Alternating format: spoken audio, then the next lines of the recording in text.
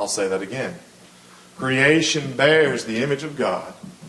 Therefore, all of creation belongs to Him. And there's power in that. Because in Genesis, we read this morning, and in Genesis 1:1 it says, in the beginning, God created the heavens and the earth. And what Genesis is it's a brief survey of divine history. It gives us a history of God's interaction with man from the very beginning to the time that the children of Israel go into Egypt. And it shares with us not a complete detailed account of history, but it shows us significant events and significant people along that interaction between God and man, ultimately leading to the redemption of man. Now, in this we see God's dealings with man, and in seeing these dealings with man, we come to understand better and in a more complete way God's nature. It's one thing to be told about something. It's one thing to be told that this man is honest, or this man is kind, or this man is hateful, and this man is miserly. But it is a complete different thing to actually see these things. The proof is in, as we say, the proof is in the pudding, isn't it? You can say all you want that a person is kind and loving and joyous, but if you go and visit them and every time you see them they say, "Get off my lawn! Get out of here, you rascally kids." Well, people aren't going to think that way of that individual, are they? Instead, they're going to start thinking about that old mean guy that lives down the street. We see better and we come to a better understanding of someone's nature and how they are by what they actually do. And is what actually is said of them. And in Genesis, and as a matter of fact, in all of the Old Testament, we see God's nature shown in the very history that we read. And we see God's creation. And we are told something about this. We are told repeatedly in Genesis 1 that what God created was good. That's a powerful statement. Because I want you to think of this.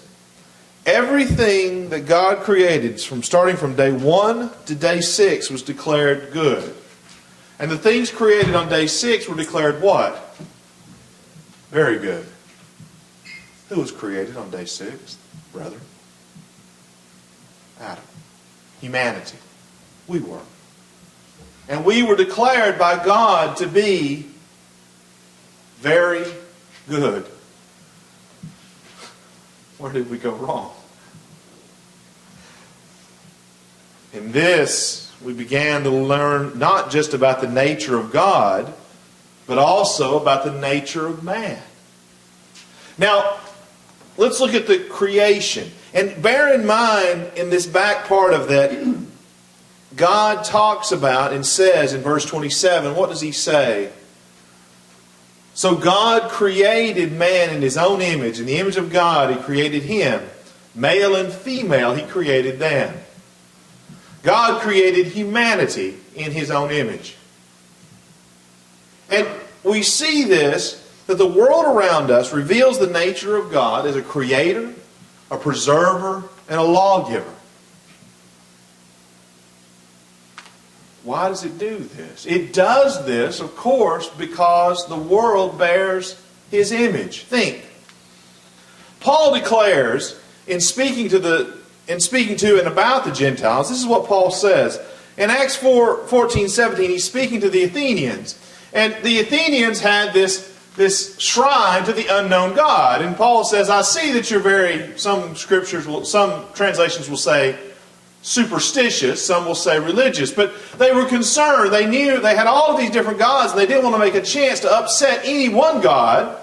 So just on the off chance that they had forgotten about a God, they had an altar to the unknown God.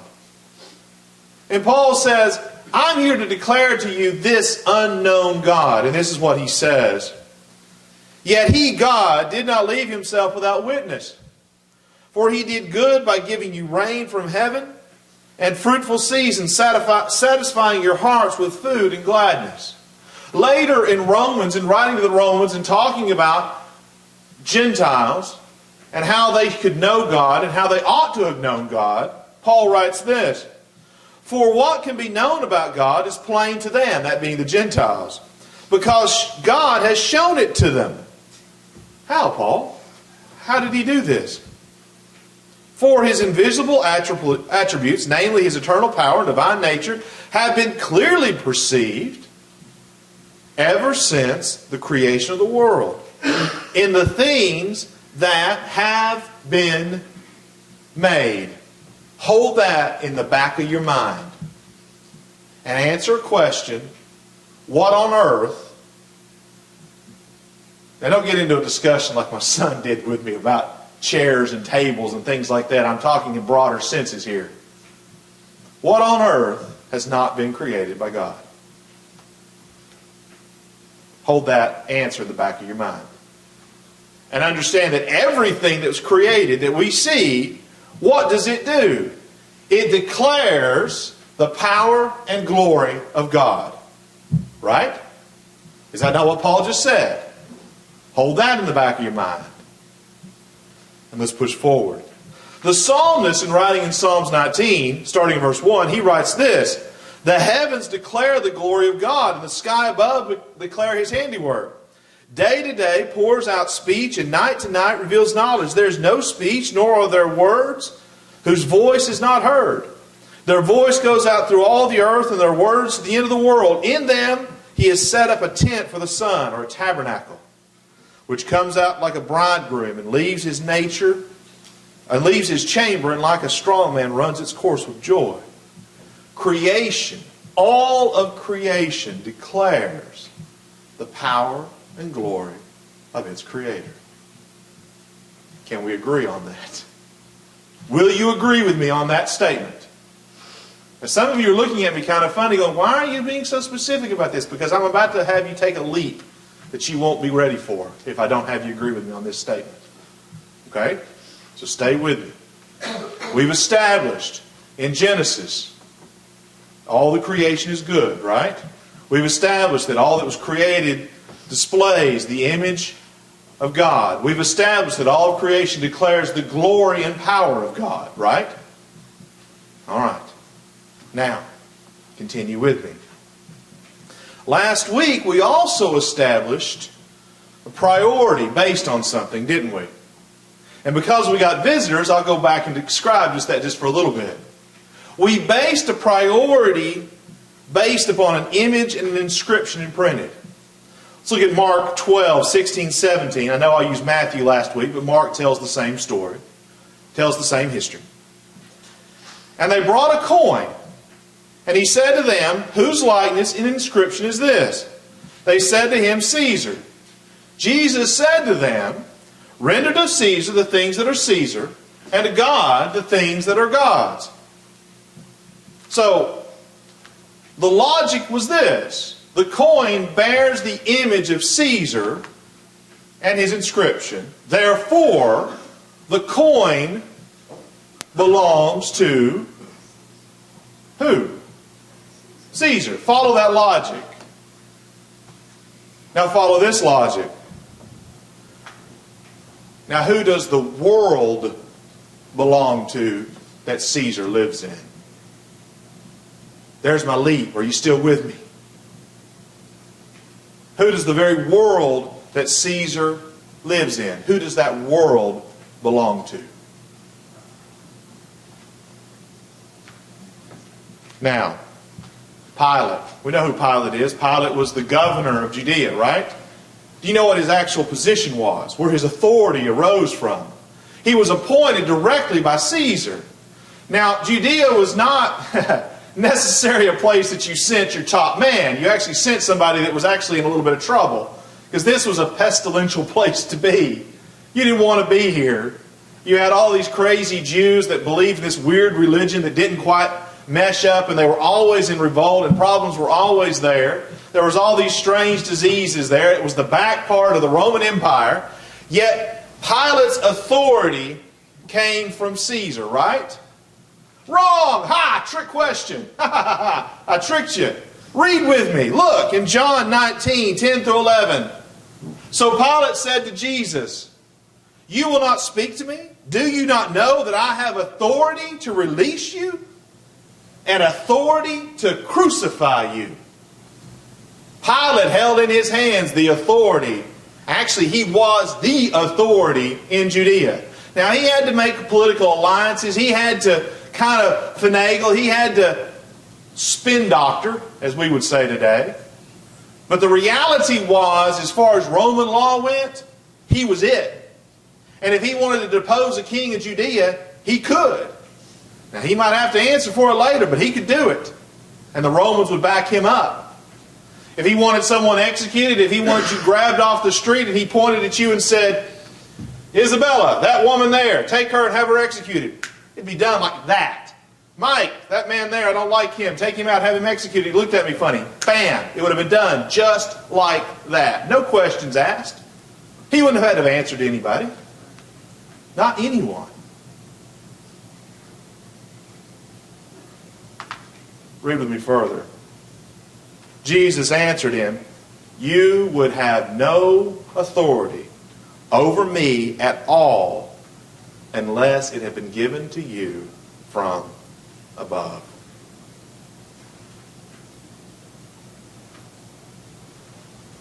Where did Pilate's authority come from? Acts 17, going back there, let's take a further look at that.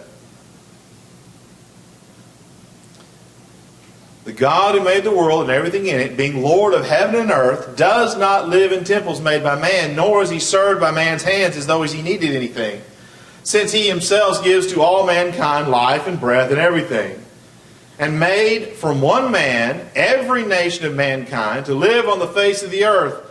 Listen, having determined allotted periods and boundaries of their dwelling place, that they should seek God and perhaps feel their way towards him and find him. What does that verse imply, brethren? Have you thought about that? Paul has just told them that all of human history, not just the history listed in the Bible, but all of human history has been designed by God to point us towards him. Is that not what Paul just said? Listen to what he said. He has made from one man every nation of mankind to live on the face of the earth, having determined allotted periods and boundaries for their dwelling place, that they should seek God. So the boundaries, the dwelling place, the allotted times, the existence of nations, the times that they've existed on earth have been brought about to point man towards God. There's the leap that I want you to make. Can you make it with me? I don't know.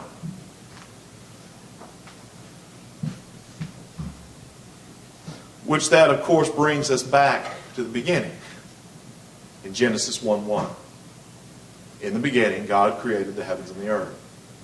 Now, there are those that say that when he did that, he spun up the clock, he set it down, and he stepped back. And he had no further interference or interaction with it whatsoever. It just spun on. Just like a clockwork. Ticking down to whenever the timer ends. But the whole of human history, the whole of revealed history in Scripture tells us a different story, doesn't it? And that also brings us back to that profound statement in Genesis 1:27. So God created man in his own image. In the image of God he created them. Male and female he created them. If we follow the logic of render to Caesar, if we follow that logic, then that takes us to a place well beyond our political platitudes of separation of church and state, of, well, we're supposed to pay our taxes and obey the driving laws and the speeding laws. It takes us well beyond that very simplistic, and I might add, very materialistic understanding of render to Caesar that which is Caesar, and unto God that which is God. And perhaps can take us to a much stronger and more real spiritual understanding of that statement of rendering to Caesar that which is Caesar and unto God that which is God. Because what did I just establish? And you all agreed with me when I said it. All of creation belongs to God. Are we not part of creation? And if we are part of creation, then therefore we must belong to God. And what does that mean for us? It means that we were made in the image of God. Now, next week, next Sunday, we'll talk about that more.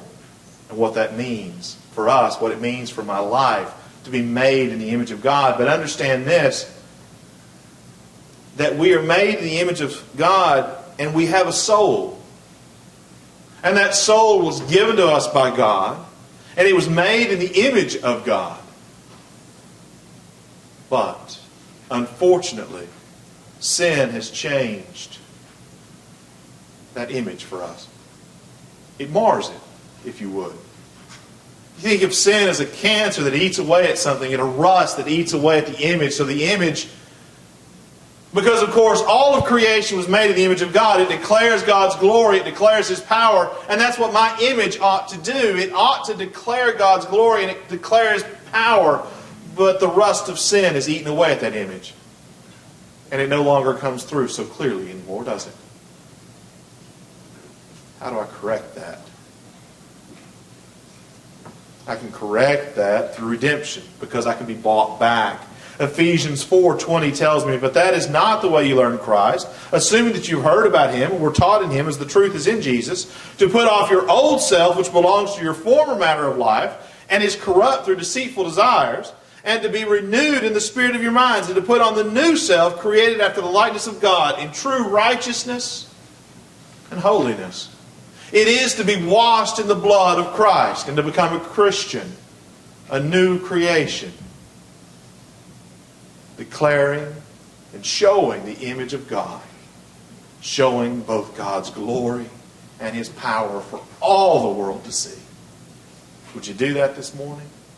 Why don't you come as we stand, as we sing?